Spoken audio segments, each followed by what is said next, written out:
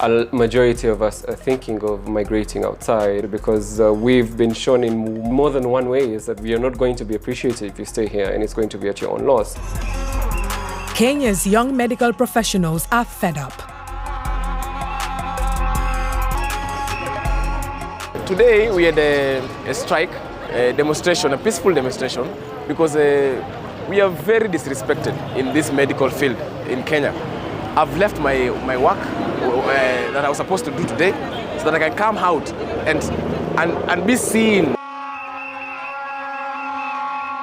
For 43 days, these workers have been on strike, joining lab technicians, clinical officers, doctors, pharmacists and dentists in a labor dispute that union leaders say has brought the country's medical capacity to crisis point.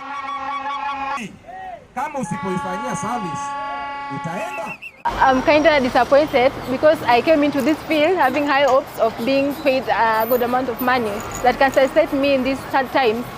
But I feel disappointed, but I like the government to hear our plea.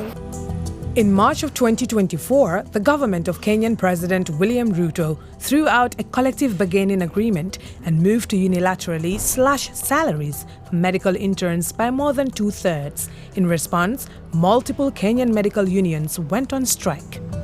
That's given medical students like Mohammed second thoughts. The 22-year-old from Kenya's coast has found himself locked out of the classroom with just days to go before his final exams.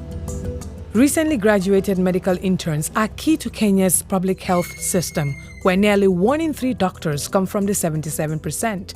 But low earning prospects are driving them to emigrate in droves, seeking higher salaries outside of Africa. Growing up, I always looked up to doctors as to how they were like respected figures in the society. Now that I'm here and I'm looking back at all the issues that have been coming up when it comes to the healthcare system in Kenya, like it raises the big question as to, did I really make the best decision? It's a bit been demoralizing because you enter into med school knowing that, oh yes, I am going to make a lot of self-sacrifice, I'm going to sacrifice my social life, there are family events I'm going to miss, but I'm going to be compensated for it once I'm done. Because if you compare the pay and the appreciation and the compensation that doctors in, for example, in the UK or the US or Canada get compared to Kenya, it's bizarre. With such a salary, how are you expected to cater for yourself?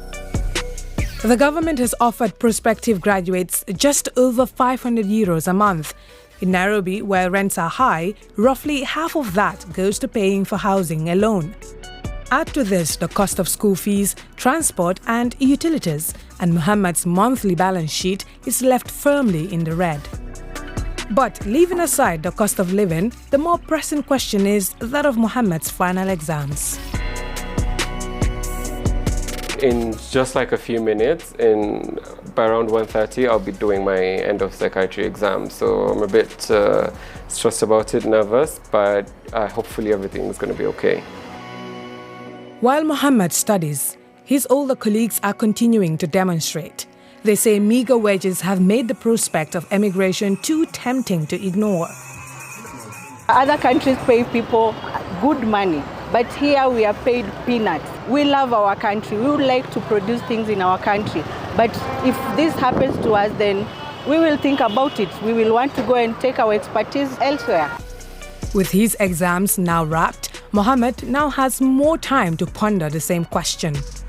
The exams are done, they went well, and I'm finally looking forward to some holiday with family. On the one hand, I'm very happy that I'm done with my exams, but it's bittersweet because a majority of us are thinking of migrating outside. It's really sad that my friends and I will have to leave the public health sector once we're done, because we see how much they are in need of skilled labor and skilled work, and that would have been us. But then the whole situation of us not being able to be compensated and not being able to be paid for our efforts forces us to have to leave the situation like that. As of July 2024, the Kenya National Union of Medical Laboratory Officers remains out of work and on strike, with negotiations yielding no actionable results. For students like Mohammed, the way forward still isn't clear. He and his classmates may be reluctant to leave the country that raised and schooled them. But they're also lucky. Demand for their skills has given them options. That's something in short supply for the Kenyan patients that they feel forced to leave behind.